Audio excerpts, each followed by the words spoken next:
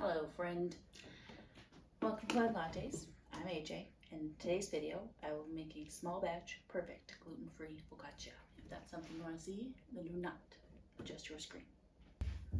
So unlike a lot of recipes, this one is actually based off of a gluten-free recipe, but I'm taking a hack from a different thing that I saw and I'm making it small batch. I do find that if you make a bigger batch, it just doesn't work as well, and you want to eat it same day, next day, pushing it. So I have a cup of gluten-free flour. I will of course link the original recipe down below and write down my differences. I have a cup of gluten-free flour. As I've said before, I use the President's Choice brand. I did make this before using the Robin Hood, and it was okay. I just am not a fan of the Robin Hood flour, but it did work out decently well. And then I have a half teaspoon of salt in my flour. I have a teaspoon of yeast, my 3/4 cup of warm water. If you don't have a measure or a thermometer, just use your finger. It should be about body temp, and half a tablespoon of sugar. And then very simply, just gonna add one to the other. And scrape all that out. And then we're gonna give it a nice stir up. One of the great things about gluten-free is you don't have to knead it. You don't typically need a machine to do it. You can just stir it in because you're not exercising the glutens and stretching them out, because that doesn't exist.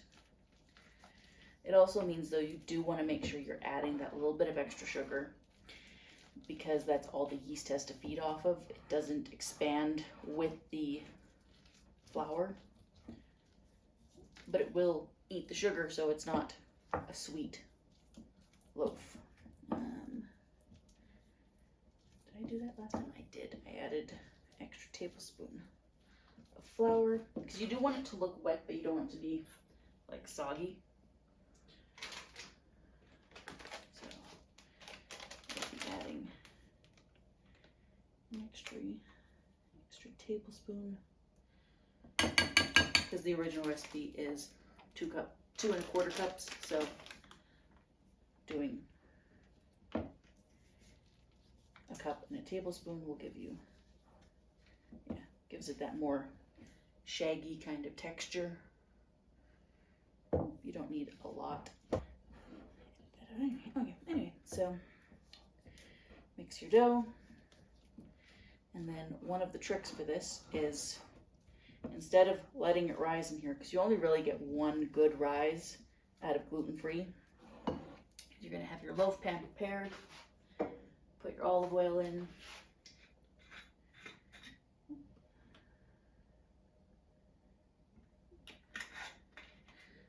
Should be about a tablespoon. And this is going to be a cheesy focaccia. At some point I did promise Mom that I will make a sweet one. You don't hear her in the background because she's just laying down right now.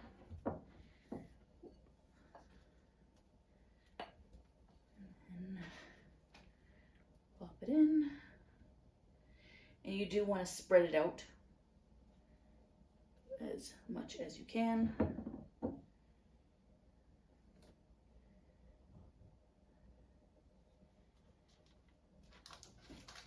And then I think the original recipe only has it rising for a little while. I want to let it rise for kind of as long as I can. And I just stick it in the oven and let it rise like that. Put a little bit of olive oil on top to keep it from drying out. But by doing that, you just give it the time. And then it actually, just getting it in the corners. There we go. So then it will just rise up where it is. You're not risking deflation when you're taking it out of the bowl, because it will deflate. If you've made anything with your gluten-free flour trying to get it to rise, you know it's not exactly an easy process. Got a teaspoon on top.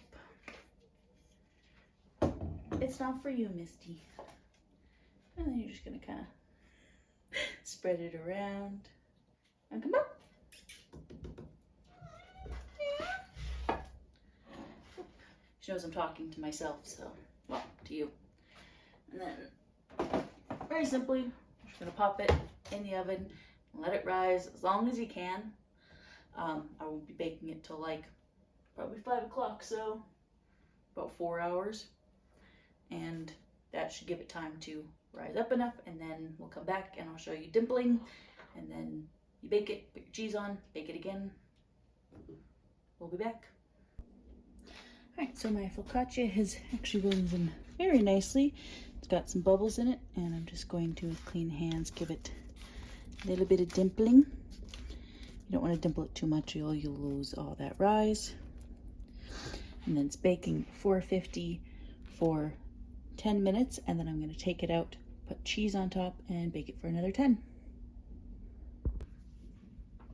Alrighty, so as I rip the paper, my focaccia has baked and cooled. Carefully oiled our parchment paper well, it just slides right out. She's fluffy. Exactly, she's crisp and got that right bounce to her. And I'm just gonna cut a nice slice off the end. It has a nice edge to it and the fluffy bubbles. Nice and squishy. Squishy. It should be squishy and bounce back.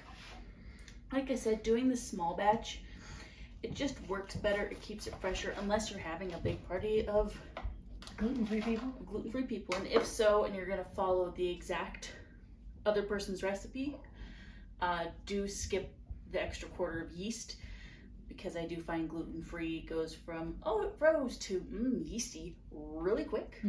Mom's gonna come and take a bite of this because it is made for her. I'm gonna be having it with, oh, I'll tell you. You'll scooch around. We'll be having it with spinach dip, and then shrimp, mushrooms, and some Smells amazing. cucumber tomato.